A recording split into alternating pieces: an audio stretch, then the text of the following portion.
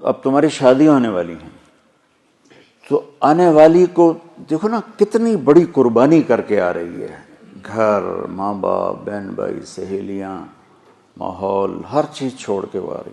تم آتے ہی اس کو کڑاہی میں ڈال دو تو اس کا کیا حال ہوگا.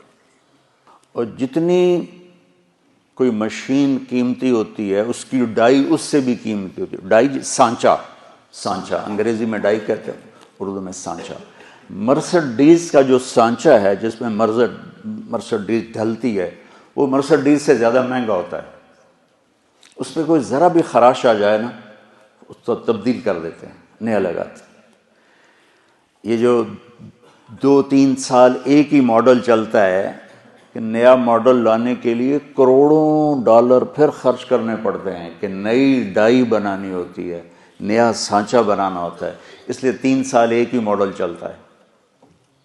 تو دنیا کی سب سے قیمتی مشین انسان ہے جس کا سانچہ ماں ہے، جس کی ڈائی ماں ہے. مرسڈیز کے سانچے پر خراش پڑے تو بدل دیتے ہیں، اور ماں بن گئی ہے بچی اور اس کے پیٹ میں بچہ ہے. سسر اس کو ڈانٹ رہا ہے، ساس اس کو ڈانٹ رہی ہے، نندیں اس کو ڈانٹ رہی ہیں، دیور اس کو ڈانٹ رہے ہیں، خامد اس کو ڈانٹ رہا ہے. تو ڈائی اندر میں تو پرزے ہو گئی نا.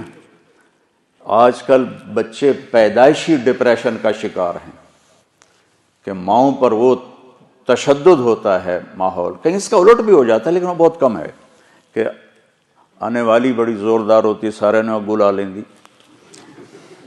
لیکن یہ بہت کم ہے. زیادہ یہی ہے کہ آنے والی ایک عذاب میں پھنس جاتی. تو اس لیے میں نے کہا بیٹا ہمارا دین ہمیں کہتا ہے کہ لڑکا بھی گھر چھوڑے لڑکی بھی گھر چھوڑے اور اپنا الگ گھر بسائیں تاکہ 2 کے مسائل ہوں. اب جو بیچاری جاتی ہے وہ سارے گھر کی خدمت اس کے ذمہ ہو جاتی، ماں کی بھی کرے، ساس کی بھی کرے، سسر کی بھی کرے، اور خامند کی بھی کرے، خامند کی بہنوں کی بھی کرے، گھر کے برتن بھی صاف کرے، جھاڑو بھی دے، سارے کام اس کے ذمہ ہوتے. یہ ماحول کیسے آنکھوں پہ پٹی باندھ دیتا ہے. ٹھیک ہے، میری شادی ہوئی فیصل آباد، میرا گاؤں. اس وقت وہاں بجلی بھی نہیں تھی، تو میری بیوی شہر سے اور وحشت زدہ ہماری جانگلی زبان وہ سمجھتی نہیں تھی، چپ کر کے بیٹھی رہتی تھی. تو وہ پھر میرے پاس روتی، تسی بولی جاندے ہو میں نے پتہ ہی نہیں لگتا تسی آگ کی رہے ہو.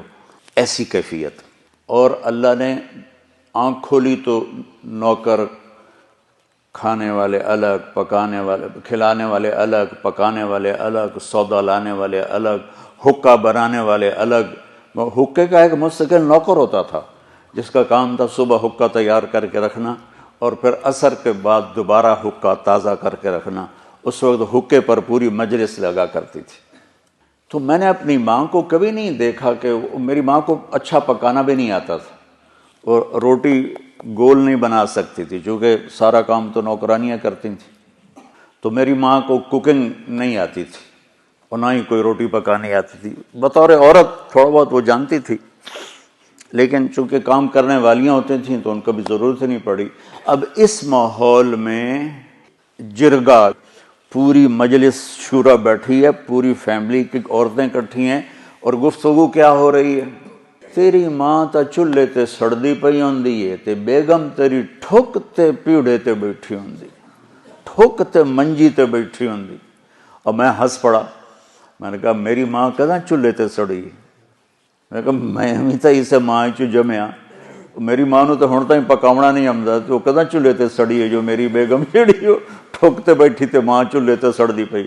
میری ماں صرف نگرانی کے لیے جاتی تھی کیا پک رہا ہے کیا ہو رہا ہے بس. یا جب کھانا تیار ہو جاتا تھا تو نوکروں کو تقسیم کرنا، ڈیرے والوں کو تقسیم کرنا، مہمانوں کو تقسیم کرنا، گھر میں اپنے ہمیں یعنی بچوں کو دینا. یہ ماحول ہے کہ سب کچھ ہوتے ہوئے بھی ڈیمانڈ ہے کہ اے بھی جھاڑو پکڑ کے شروع ہو جائے. تو دیکھو بیٹا ایک منفی مزاج ہوتا ہے، جو ممبر پہ بیٹھے تو منفی ہوگا، جو گھر میں جائے گا تو ہوگا، جس جگہ جائے گا وہ الٹا ہی ہوگا. تو میں تمہیں اس سے نکالنا چاہتا ہوں کسی طرح.